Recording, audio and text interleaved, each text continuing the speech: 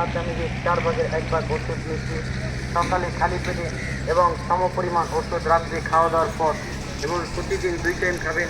ছোটো একটা প্যাকেটে দেবে 15 দিন, একটি প্যাকেটের মতো 50 টাকা, প্রত্যেকটি প্যাকেটে দেবে 1 মাস 30 দিন, একটি প্যাকেটের মতো প্রতি গেলা মাত্র 10 টাকা।